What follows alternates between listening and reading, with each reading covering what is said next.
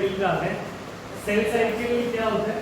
देखो, एक सेल को डिवाइड करने के लिए स्टेजेस से गुजरना पड़ता है। ठीक है, पेज नंबर है 11। तो ये अगर हमारा एक सेल है, ये सेल डिवाइड करना चाह रहा है और नेक्स्ट पेज पे जाना चाह रहा है, इसमें डिवाइड होकर 2 स्टेजेस में आ गया 2। तो इस यहाँ से यहाँ तक आने में इसको बहुत सारे स्टेजेस से गुजरना पड़ता है। वो सारे स्टेजेस हम पढ़ रहे हैं सेल साइकिल। ठीक है ना। सेल साइकिल को हम समझते हैं कि कौन कौन से फेजेस में डिवाइड है। तो सेल साइकिल 2 फेज में डिवाइड होता है mainly. First phase is called the interphase and second phase is called the end phase. ठीक है, इंटरफेज होता है जब सेल क्या करे, प्रिपेयर। इंटरफेज सेल प्रिपेयर करता है और cell divides in and phase. ठीक है, ये डिफरेंस समझ में आया। तो इंटरफेज के बारे में देखते हैं। Phase between the subsequent cell division is called interphase. ठीक है, interphase is further subdivided into 3 phases. First is called G1 phase, S phase and G2 phase. तो G1 फेज देखते हैं। G1 को बोला जाता है गैप 1 और G2 को बोलते हैं गैप 2 और S को बोलते हैं सिंथेसिस। कॉपी में बनाना है सारा कुछ जो बना रहा हूं यहां। गैप 1 G1 फेज में cell is metabolically active. What is the metabolism friends? Chemical reaction अगर कर रही है बॉडी में, यानी सेल के अंदर केमिकल रिएक्शंस प्रॉपर चल रही है, तो ऐसे से इस केस को बोलते हैं मेटाबॉलिकली एक्टिव। ठीक है, सिंथेसिस फेज में हमारा डीएनए कंटेंट डबल हो जाता है, इंक्रीजेस। ये कैसे इंक्रीज होता है? By a process known as DNA replication. DNA replication कौन से फेज में होता है? सिंथेसिस फेज में, एस फेज में। ठीक है, नेक्स्ट गैप 2। गैप 2 फेज में मेनली प्रोटीन सिंथेसिस होता है। ऐसे प्रोटीन जो हमें आगे चाहिए वो सिंथेसाइज किया जाता है gap 2 phase of the cell cycle. ठीक है, ये समझ में आया यहाँ पर? G0 में क्या है? ठीक है, तो अब इसके बाद हमारा आता है एक फेज होता है जो कुछ सेल्स में आता है जो डिवाइड करना छोड़ देते हैं। इसको बोलते हैं G0 फेज या क्विसेंट स्टेज। ठीक है, क्विसेंट स्टेज में क्या होता है?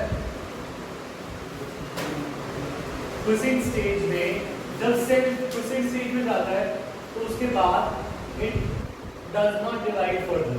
इंटरफेज के बाद it enters into G0 phase. G0 phase में इट स्टॉप्स डिवाइडिंग। तो इसके बाद वो M फेज में नहीं आता। सपोज हमें चोट लग गई, यहाँ पे सेल है, ये मेरे हाथ में जो सेल है वो डिवाइड कर रहा है अभी या रुक गया है? सेल कर रहा है, डिवाइड कर रहा है या रुक गया है? नहीं कर रहा, क्योंकि वो रुक गया है। अगर वो कर रहा होता तो वो ग्रोथ हो रही होती ना उस टाइम पे। सेल ट्यूमर हो जाता है अगर ग्रोथ करना स्टॉप ना हो।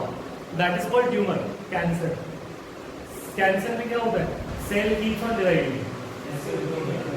तो ये जो स्किन के सेल्स हैं, बोन्स के सेल हैं, वो सब डिवाइड करना रुक गए। वो कौन से स्टेज में चले जाते हैं? क्विसिंग स्टेज में। और जब वो क्विसिंग स्टेज में जाते हैं वो डिवाइड नहीं करते। अब सपोज मेरे को चोट लग जाए यहाँ पे, अब चोट लगने के बाद मेरे सेल को फिर से डिवाइड करना है सो दैट वो एरिया क्या होता है? कवर करने के लिए वो G0 फेज से वापस आता है और वो M फेज में चला जाता है। ठीक है, समझ में आई बात? हाँ, कुछ नहीं, सेल साइकिल इवेंट्स है और सेल डिवीजन होता है जो डिवाइड हो जाए। सेल डिवीजन अगर करती है M फेज में और पूरी सेल साइकिल में इंटरफेज पे आता है। हाँ बोलो।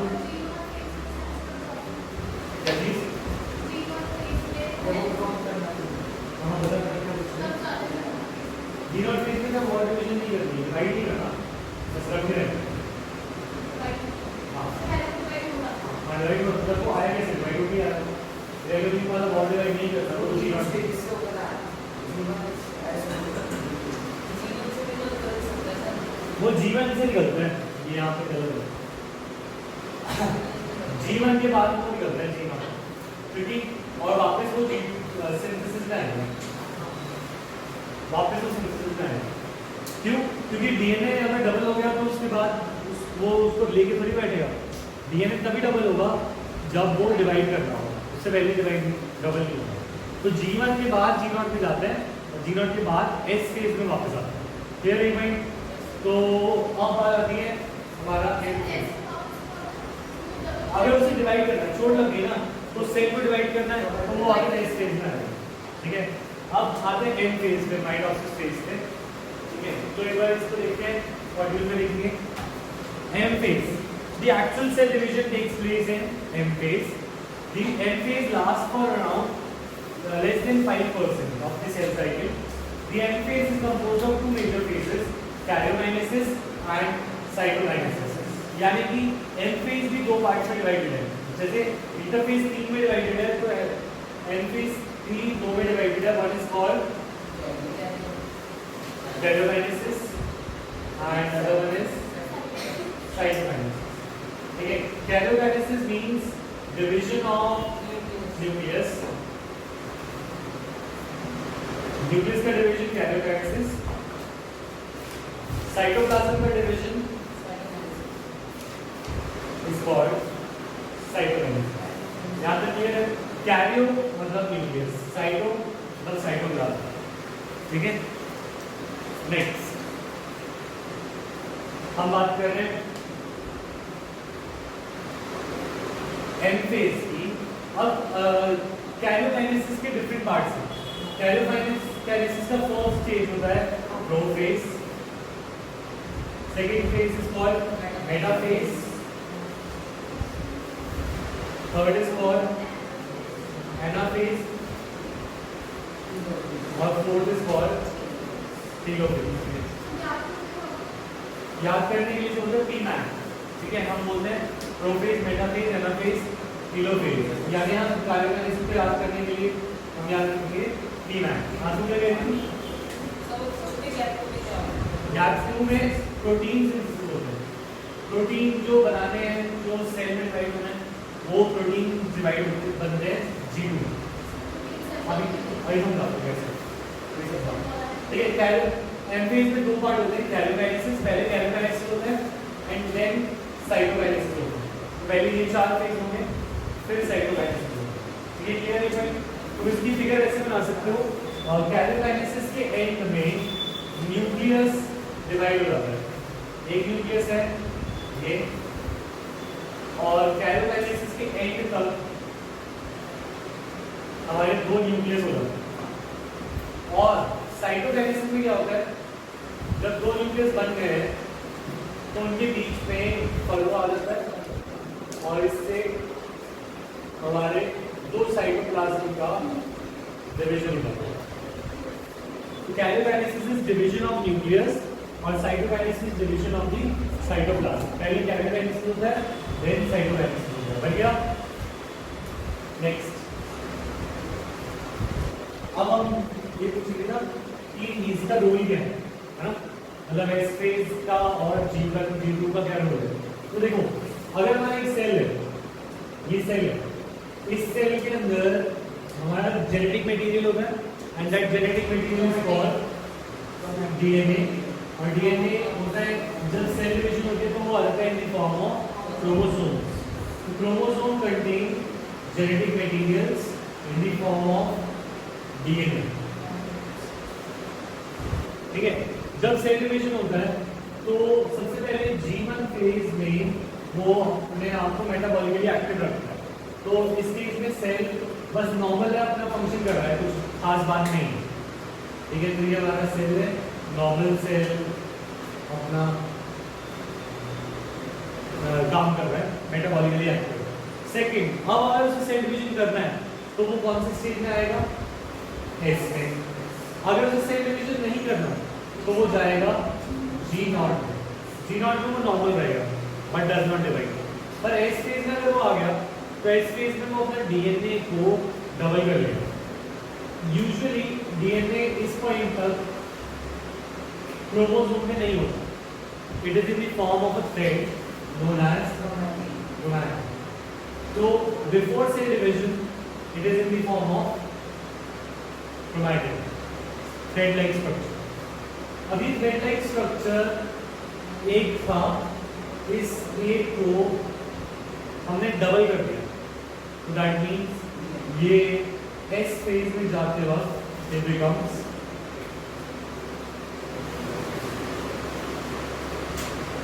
जितना भी सेल का कंटेंट है एस फेज में डीएनए का कंटेंट डबल होगा।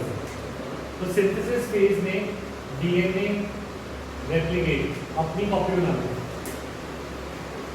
ठीक है। तो क्रोमैटिन एक था तो डबल हो गया। क्लियर, एक पॉइंट समझ आया, ठीक है। अब आता है G2 फेज। G2 में आते वक्त ये प्रोटीन बनाता है। देखो इसके पास कुछ प्रोटीन थे और प्रोटीन के साथ साथ ऐसी चीजें जैसे राइबोसोम्स, कुछ प्रोटीन चीजें सेल के पास किया था, एंडोप्लाज्मिक रेटिकुलम, गोल्गी बॉडी, ऐसी चीजें, ठीक है ना। ये सब चीजें अब प्रोटीन से बने हुए स्ट्रक्चर्स हैं, वो अब दो में डिवाइड करने जा रहे हैं, इसको दो में डिवाइड करने। तो वो क्या करता है, अपने प्रोटीन्स को भी डबल कर लेता है, प्रोटीन को सिंथेसाइज कर लेता है। जो आगे दो पार्ट्स में डिवाइड होना है, तो दोनों के बंटवारे के लिए सामान इकट्ठा करना इस केस में हो रहा है। पहले डीएनए को डबल कर लिया और फिर अपने प्रोटीन को डबल करा। जो भी प्रोटीन हमें चाहिए, जैसे राइबोसोम्स चाहिए और हाँ आरएनए को प्रोटीन नहीं है पर राइबोसोम्स चाहिए, राइबोसोम्स के अलावा गोल्गी बॉडी, एंडोप्लाज्मिक रेटिकुलम को बनाने वाले प्रोटीन चाहिए।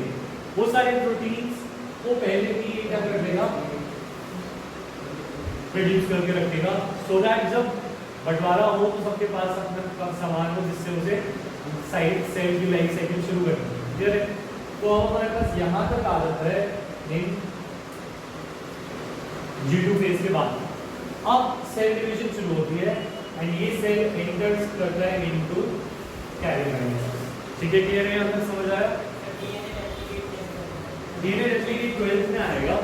डीएनए ऐसे रेप्लिकेट करता है कि ये हमारा डीएनए है, डीएनए ऊपर जाता है और एक स्ट्रैंड आरएनए, एक स्ट्रैंड एक के लिए बनती है और दूसरी स्ट्रैंड दूसरे के लिए। तो ये एक डीएनए है और एक डीएनए खुलकर दो डीएनए में डिवाइड होगा। हाँ, ये जो ग्रीन वाली में बनाई है ये न्यूली सिंथेसाइज्ड है, ठीक है। ये सब 12th में आएगा कि डीएनए कैसे रेप्लिकेट करता है, तो उसमें अभी दिमाग नहीं लगाना। तो अब आते हैं, अब भी कैरियोकाइनेसिस शुरू करना है। तीन आए, प्रोफेज, मेटाफेज, एनाफेज, टेलोफेज, तीन आए, याद रखेंगे। तो फर्स्ट आते हैं प्रोफेज।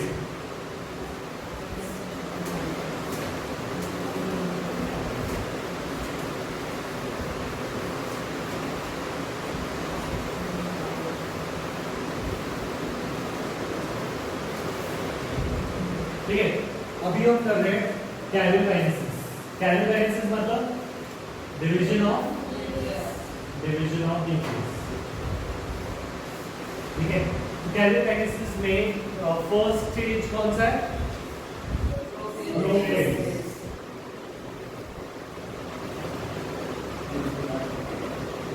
ठीक है, प्रोफेज में क्या होता है,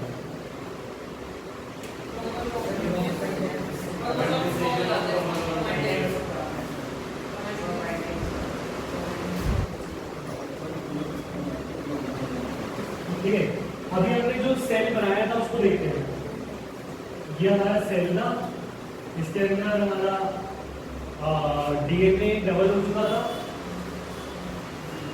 ठीक है। हमारे पास प्रोटीन बन चुके थे।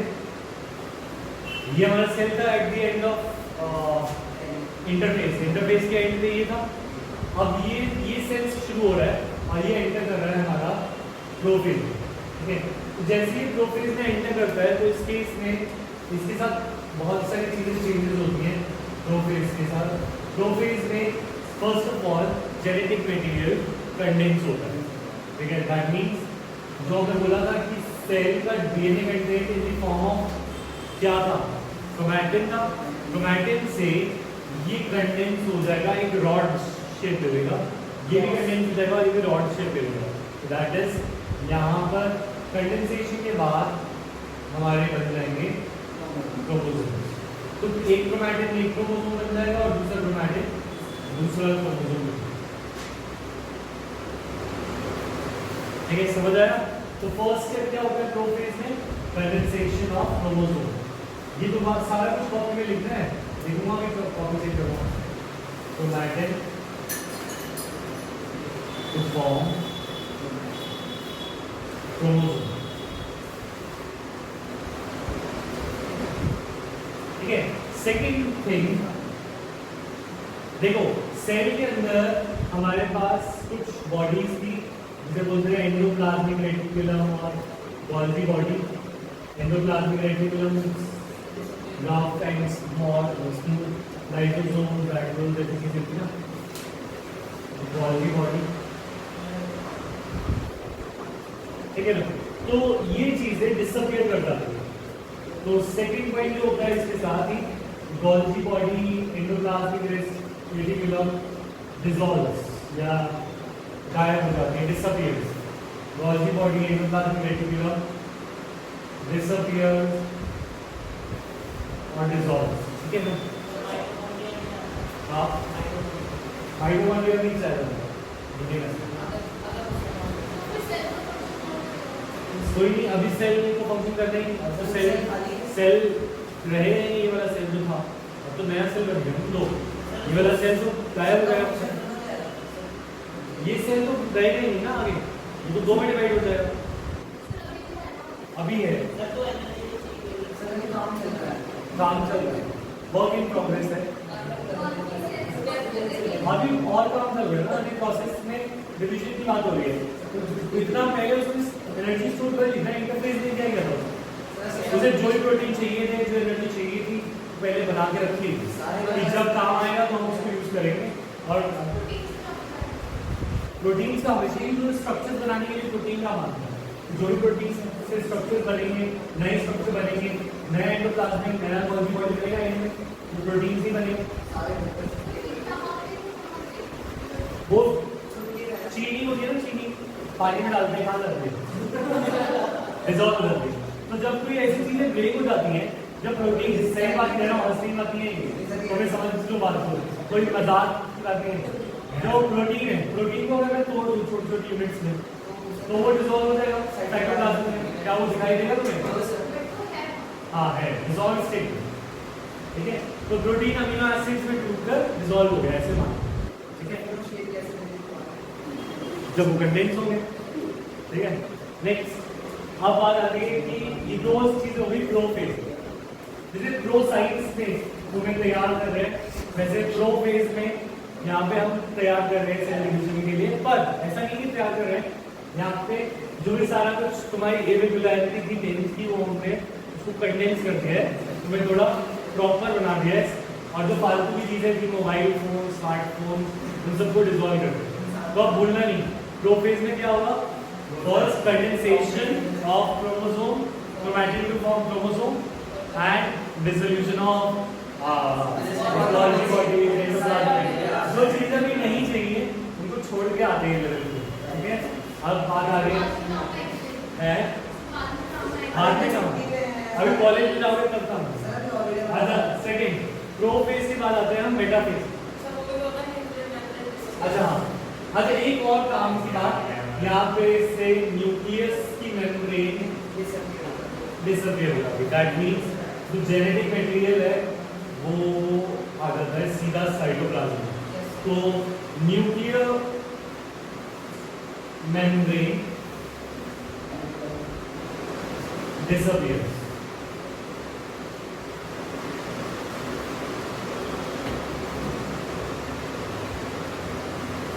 न्यूक्लियोलस याद है तुम्हें? न्यूक्लियोलस को एरिया होता था जहाँ पे सारा जेनेटिक मटेरियल का कंडेंस था, वो भी नहीं रहता। ना न्यूक्लियस ना न्यूक्लियोलस। ठीक है, दोनों चीजें गायब। नेक्स्ट अब हम आते हैं मेटाफेज। सेकेंड स्टेज आ रहेगा हमारा। ठीक है, second stage will be metaphase. ठीक है, मेटाफेज में क्या होगा कि ये सिर्फ जब मेटाफेज में पहुंचेगा तो मेटाफेज में अच्छा एक चीज का मुझे स्पेटल फाइबर्स नेगेटिव फॉर्मेशन लेकर तो यहाँ पे एक पॉइंट और है प्रोफेज में, स्पिंडल फाइबर्स आर फॉर्म्ड।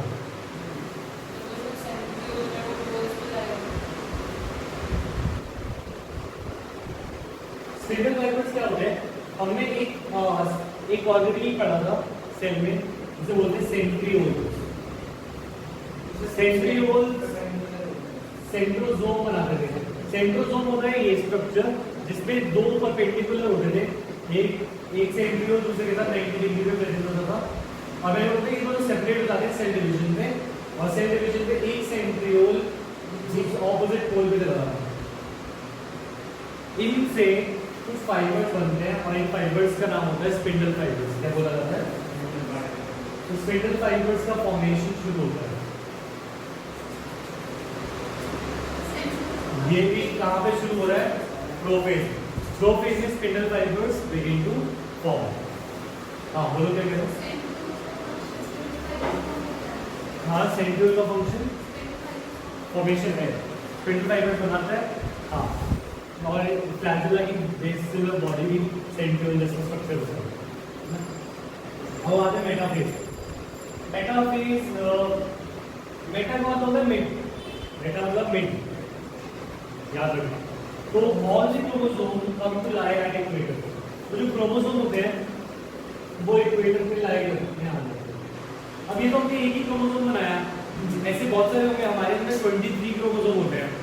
तो वहाँ पे जितने भी क्रोमोसोम होंगे, यहाँ पे एक जरूरी होगा, एक क्रोमोसोम बना होगा, बहुत सारे क्रोमोसोम बने होंगे।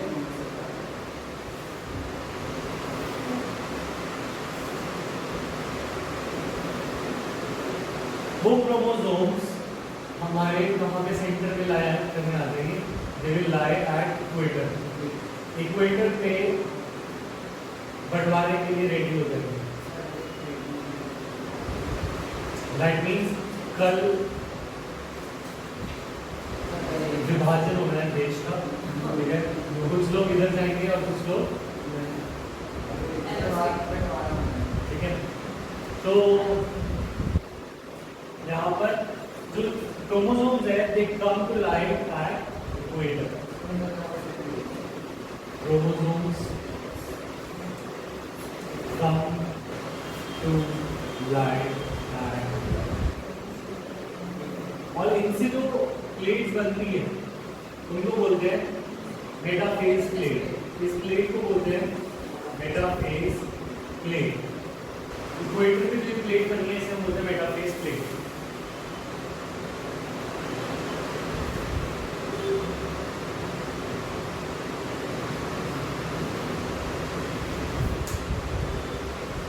ठीक है, यहाँ तक क्लियर है?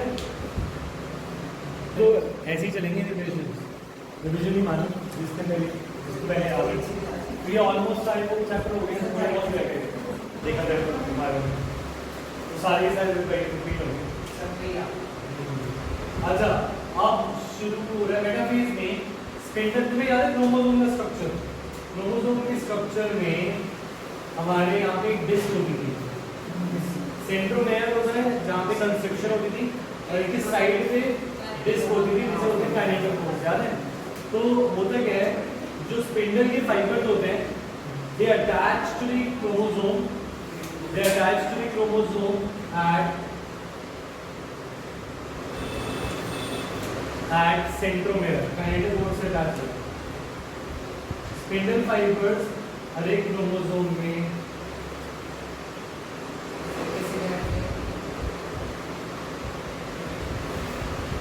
सेंट्रोमेयर से कनेक्ट है। स्पिंडल फाइबर्स स्पिंडल फाइबर्स बननी शुरू हुई थी, कनेक्ट हो गई इससे, ठीक है ना? अब होता क्या है कि जब डिवीजन होना है तो कहते हैं कि हमें हर एक में से, मैं भी आधा लूंगा तुम भी आधा लोगे, तो सब क्रोमोसोम में से आधा नॉर्थ पोल की साइड, आधा साउथ पोल की साइड। तो ये होता है क्रोमोसोम। इसके अंदर होते हैं क्रोमैटिड्स, ये क्रोमैटिड है, ये भी क्रोमैटिड, इनको जोड़कर क्रोमोसोम बना होता है। तो क्रोमोसोम्स के अंदर जो क्रोमैटिड्स होती है उन्हें बोलते हैं सिस्टर क्रोमैटिड्स। क्रोमैटिड एक सिंगल होता है, क्रोमैटिड दो क्रोमैटिड मिलकर एक क्रोमोसोम बनाते हैं, और जो दो क्रोमैटिड एक क्रोमोसोम बनाते हैं उन्हें बोलते हैं सिस्टर क्रोमैटिड। ठीक है। तो यहाँ पर दोनों बहनें अलग हो जाती हैं, ठीक है। तो पहली है कि एक सिस्टर क्रोमैटिड ऊपर की साइड जाती है,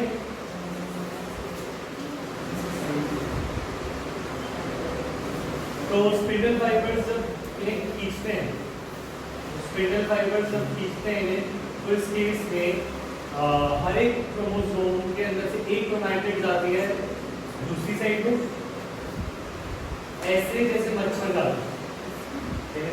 तो याद रखना इसकी शेप ऐसे बनानी है मॉस्किटो, इनके आर्म्स पीछे की साइड होती है और क्रोमोसोम क्रोमैटिड्स सेंट्रोमेयर, ठीक है। तो इसके इसमें ये दोनों एक दूसरे फेस पे आ रहे हैं, तो इसको बोलते हैं आना फेस, ठीक है। ऐसी चीजें याद रखो जिससे तुम भूलो ना, ठीक है। तो मतलब तुम कभी नहीं भूलोगे कि आना फेस क्या है, जब वो दोनों आते हैं दूसरी साइड तो उसे बोलते हैं आना फेस। नेक्स्ट सेंट्रोमेयर्स, तो इसके पॉइंट्स क्या हैं? सेंट्रोमेयर्स split, chromatids move to the opposite pole, move to opposite pole,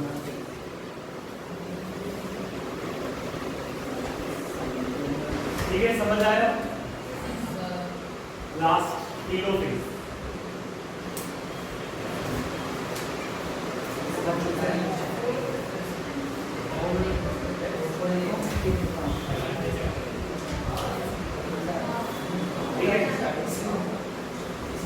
देखो टेलोफेज हमेशा टेल एंड होता है ना किसी स्ट्रक्चर का, तो टेल से टेलोफेज क्या करता है, ये एंड करता है, और ये प्रोफेज का उल्टा करता है, जो जो प्रोफेज में हुआ है उस सबको वापस करना इसका काम टेलोफेज।